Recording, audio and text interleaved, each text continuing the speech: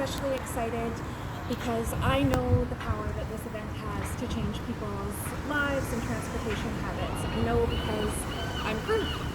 So by taking part in events and in the Go by Bike Week events, I realized that it's actually easier for me to ride more regularly for transportation than it is to ride just once in a while. Of course, there's the fitness aspect of it, but when I'm riding more regularly, I know my bike's in good working order, I know my batteries are charged, I know where all my gear is, and I'm also better able to prepare for the current weather conditions.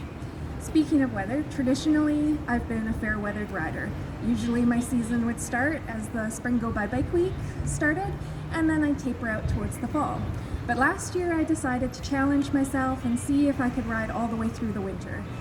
I was totally blown away by the fact that there was really only a few days where the weather and corresponding road conditions were such that I just didn't quite feel comfortable to ride from my home in rural Saanich. So earlier this year, I realized that I'm riding everywhere for everything that I need to do, except for when I take my elderly dog to appointments or when I'm doing particularly large shopping trips. So I started to toy with the idea of whether or not I could get a cargo bike and completely transfer over to doing everything by bike. So I made the investment, I bought a cargo bike, or as we call it in our house, the doggo bike, and I didn't think that I could love riding my bike anymore, but when I'm riding along and I see people and they spot my dog and their face lights up, it doesn't matter what kind of day I'm having, it always just brightens my day. So by making these changes to how I get around, we've actually been able to downsize our household by one car.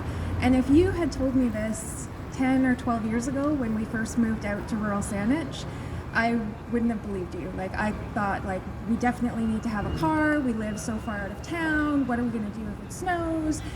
We were completely car dependent. We drove everywhere. So this has been a big change from how I used to get around. And I'm also a very cautious rider.